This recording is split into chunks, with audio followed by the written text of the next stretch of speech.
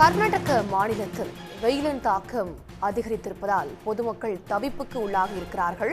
இது பற்றிய கருத்துக்களை நம்மிடம் பகிர்ந்து கொள்வதற்காக தனியார் வானிலை ஆர்வலர் திரு ஹேமச்சந்திரன் இணைகிறார். வணக்கம் சார். மார்ச் மாதத்திலேயே வெயிலின் தாக்கம் அதிகரித்து ஒரு கர்நாடக சுகாதாரத்துறை ஒரு அறிவுறுத்தலை வழங்குற அளவுக்கான வெயிலின் தாக்கம் இருக்கு. இதற்கான காரணங்கள் என்ன சார்? பார்த்தீங்கன்னா குமரிக்கடல் பகுதியில ஒரு காற்று சுழற்சி நிலவி வந்தது. அந்த காற்று சுழற்சி தற்போது மாலத்தீவு நோக்கி நகர்ந்திருக்கு. இந்த காற்று சுழற்சியின் காரணமாக தென் தமிழகம் மற்றும் தெற்கு கேரளால கடந்த 2 நாட்களாகவே மழை பதிவாகி வருவதை பார்க்க முடிகிறது.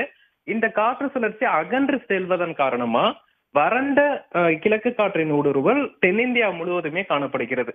இதன் விளைவாக வடக்கு கர்நாடகா பகுதிகளில் வறண்ட கிழக்கு காற்றின் ஊடுருவலும் கடல் காற்று உள்நுழைவது முற்றிலும் தடை பெறும் சூழலும் ஏற்பட்டிருக்கு.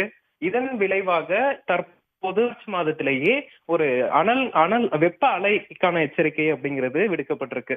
இயல்பாக ஒரு பகுதியில் 4.5 டிகிரி செல்சியஸ் முதல் 6.5 டிகிரி செல்சியஸ் அளவிற்கு வெப்பநிலை உயரும் என எதிர்பார்க்கப்படும் போது இந்த வெப்ப அலை எச்சரிக்கை விடுக்கப்படும்.